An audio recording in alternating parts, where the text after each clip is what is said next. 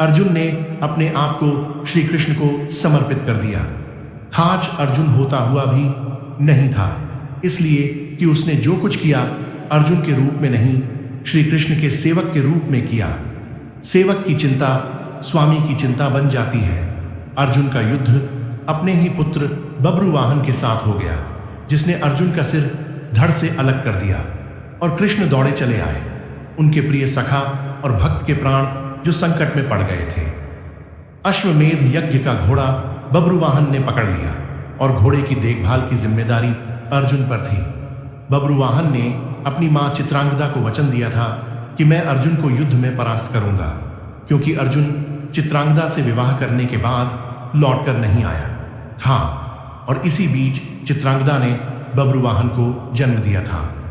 चित्रांगदा अर्जुन से नाराज थी और उसने अपने पुत्र को यह तो कह दिया था कि तुमने अर्जुन को परास्त करना है, लेकिन यह नहीं बताया था कि अर्जुन ही तुम्हारा पिता है। और बब्रुवाहन मन में अर्जुन को परास्त करने का संकल्प लिए ही बड़ा हुआ शस्त्र विद्या सीखी। कामाख्या देवी से दिव्य बाण भी प्राप्त किया अर्जुन के वध के लिए। और अब बब्रुवाहन ने अश्वमेध के अश्व को पकड़ लिया तो अर्जुन से युद्ध अश्वयंभावी हो गया। भीम को बब्रुवाहन ने मूर्छित कर दिया और फिर अर्जुन और बब्रुवाहन का भीषण संग्राम हुआ। अर्जुन को परास्त कर पाना जब असंभव लगा तो बब्रुवाहन ने कामाख्या देवी से प्राप्त हुए दिव्य बाण का उपयोग कर अर्जुन का सिर धड़ से अलग कर दिया। श्री कृष्ण को पता था कि क्या होने वाला है और जो कृष्ण को पता था वही हो गया। वे द्वारिका से भागे भागे चले आए। दाऊ को कह दिया, देर हो गई तो बहुत देर हो जाएगी, जा रहा हूं। कुंती विलाप करने लगी। भाई विलाप करने लगे। अर्जुन पांडवों का बल था, आधार था, लेकिन जब अर्जुन ही न रहा तो जीने का क्या लाभ। मां ने कहा, बेटा तुमने बीच मझदार में यह धोखा क्यों दिया? मां बच्चों के कंधों पर इस संसार से जाती है और तुम मुझसे पहले ही चले गए। यह हुआ कैसे? यह हुआ क्यों?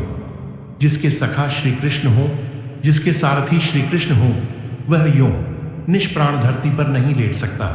पर यह हो कैसे गया? देवी गंगा आई, कुंती को कहा, रोने से क्या फायदा? अर्जुन को उसके कर्म का फल मिला है। जानती हो, अर्जुन ने मेरे पुत्र भीष्म का वध किया था धोखे से।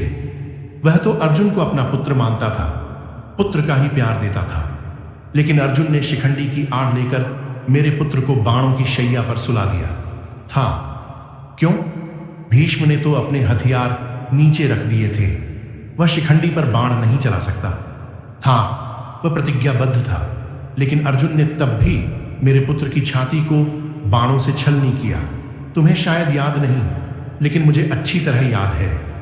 तब मैं भी बहुत रोई थी। अब अर्जुन का सिर धड़ से अलग है। बब्रुवाहन ने जिस बाण से अर्जुन का सिर धड़ से अलग किया है, वह कामाख्या देवी माध्यम से मैंने ही दिया था। अर्जुन को परास्त कर पाना बब्रुवाहन के लिए कठिन था। आखिर उसने मेरे ही बाण का प्रयोग किया और मैंने अपना प्रतिशोध ले लिया। अब क्यों रोती हो कुंती? अर्जुन ने मेरे पुत्र का वध किया था और अब उसी के पुत्र ने उसका वध किया है। अब रोने से क्या लाभ? जैसा उसने किया वैसा ही पाया। मैंने अपना प्रतिशोध ले लिया। और प्रतिशोध शब्द भगवान श्री कृष्ण ने सुन लिया। हैरान हुए। अर्जुन का सिर धड़ से अलग था और गंगा मैया भीष्म की मां अर्जुन का सिर धड़ से अलग किए जाने को अपने प्रतिशोध की पूर्ति बता रही है।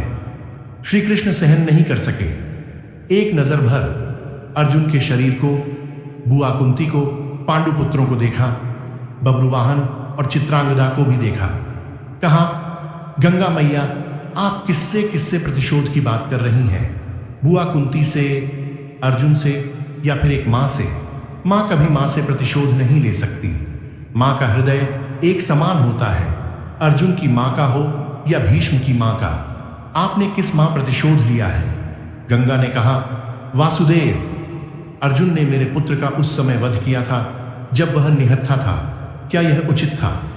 मैंने भी अर्जुन का वध करा दिया उसी के पुत्र से। क्या मैंने गलत किया? मेरा प्रतिशोध पूरा हुआ। यह एक मां का प्रतिशोध है, श्री कृष्ण ने समझाया।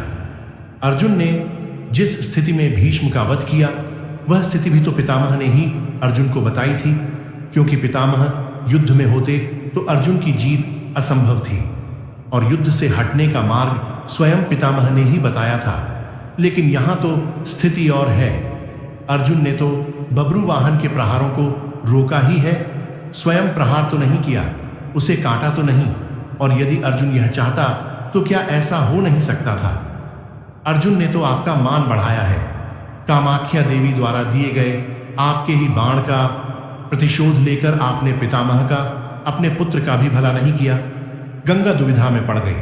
श्री कृष्ण के तर्कों का उसके पास जवाब नहीं था। पूछा, क्या करना चाहिए?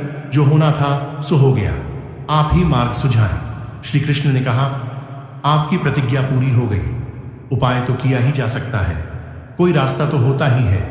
जो प्रतिज्ञा आपने की वह पूरी हो गई। जो प्रतिज्ञा पूरी हो गई तो अब उसे वापस भी लिया जा सकता है। यदि आप चाहें तो क्या नहीं हो सकता? कोई रास्ता तो निकाला ही जा सकता है। गंगा की समझ में बात आ गई और मां गंगा ने अर्जुन का सिर धड़ से जोड़ने का मार्ग सुझा दिया। यह कृष्ण के तर्कों का कमाल था। आज जिस पर श्री कृष्ण की कृपा हो, जिसने अपने आप को श्री कृष्ण को सौंप रखा हो, अपनी चिंताएं सौंप दी हो, अपना जीवन सौंप दिया हो, अपना सर्वस्व सौंप दिया हो, उसकी रक्षा के लिए श्री कृष्ण बिना बुलाए चले आते हैं। द्वारिका से चलने पर दाऊ ने कहा था, कान्हा, अब अर्जुन और उसके पुत्र